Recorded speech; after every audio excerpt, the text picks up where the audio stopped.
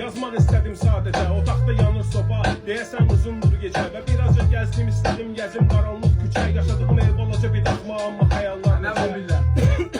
Bilirəm az vaxtım var, tutub öskürək məni. Hardasa yaz vaxtından, yazanda sətirləri yazıram xan taxtından. Uzandığım yataq qalıb nənəmin qız vaxtından. İynə dərim ona məhkum bir bədən sahibi. Ürəyim böyünmür ərdən, yaxındır ölüm təqribi. Anam deyinir hər gün, deyir ki tütünü tərk edin. Mənə görə sadəcə xoşbaxt olmaq ölümü ləngidir. Bu trek etirafdır, bədənin nə qədər kirlənsə də bil vicdan safdır. Bilirəm nə günahdır, bilmirəm nə savabdır. Bildiyim tək dua Tanrının adını çəkib ağlamaqdır.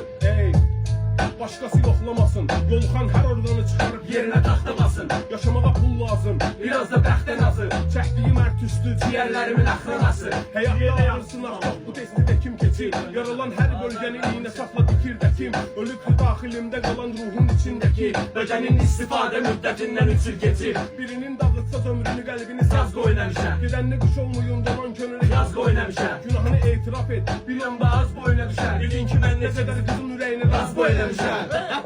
Qorxaq olmasa baş bilək, olanda bu duyğulara olaq gərək. Yavaş bələt, dəftərə qurub tələ və hərdən edək qələt. Kostyumda məllim olaq, krasovkada qaqaş bilək. Eşədə qalan balata dəyişmir, dünyada möcüzəvi olan tək şey həyata gəlişdir. Ne qədər çırpındım, kasıtlıqla yenə də sevişdim. Yazdığım ən möhkəm sətirlərimi manata dəyişdim.